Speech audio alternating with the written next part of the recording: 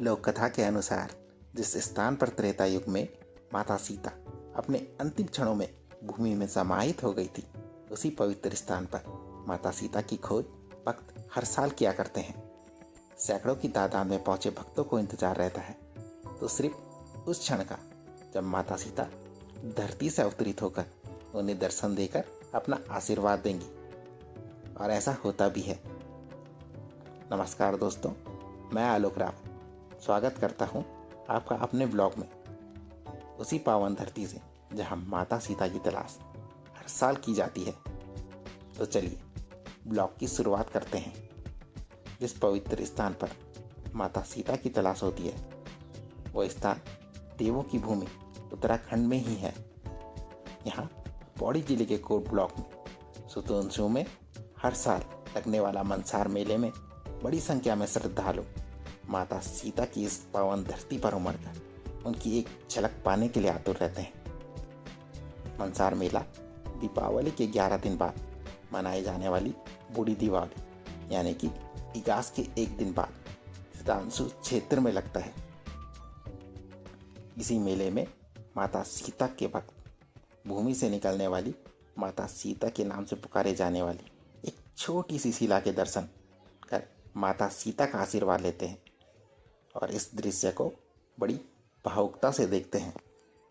माना जाता है कि वनवास काटने के बाद भगवान राम ने देवप्रयाग रघुनाथ मंदिर तक का सफर माता सीता को उनके मायके सुतोंशु छोड़ने के लिए किया।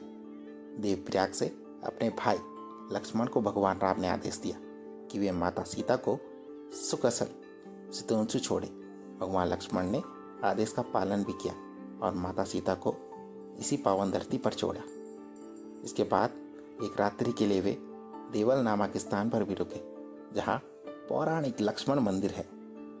इसी पावन धरती पर हर साल मनसार मेला लगता है और लक्ष्मण मंदिर की एक ध्वजा सुतोंशु से लाई जाती है और फिर शुरू होती है माता सीता की खोज। लेकिन माता सीता की शिला हर साल इसी जमीन पर एक अलग स्थान पर प्रकट होती है, लेकिन हर साल किसी नए स्थान पर शिला के प्रकट होने का अनुमान उसी व्यक्ति को होता है जिसके स्वप्न में ये नजर आता है कि माता सीता की शिला इस बार कहाँ दिखेगी।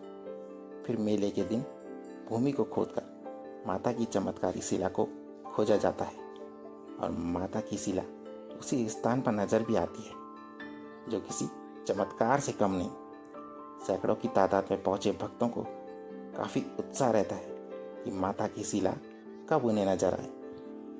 माता की शिला दिखने के बाद भक्त काफी भावुक और प्रसन्न भी नजर आते हैं और मनसार मेले के दिन माता सीता का आशीर्वाद लेते हैं।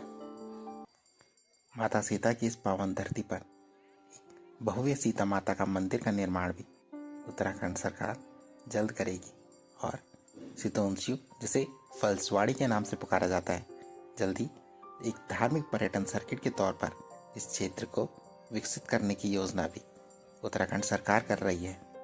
अगर आप लोग भी इस पावन धरती पर पहुंचना चाहते हैं तो चले आइए देवभूमि उत्तराखंड। यहाँ देहरादून से आप देवप्रयाग होते हुए घुड़दौड़ी और इसके बाद कोट ब्लॉक पहुंचकर माता सीता के दर्शन कर पाएंगे।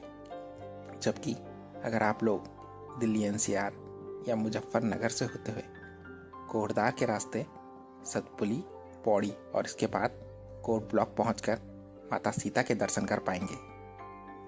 तो दोस्तों, ये था मेरा इस बार का ब्लॉग। मुझे लगता है कि हर बार की तरह ये वाला ब्लॉग भी आपको पसंद आया होगा। जल्दी एक नए ब्लॉग में मिलेंगे दोस्तों। तब तक अपना ख्याल रखिए।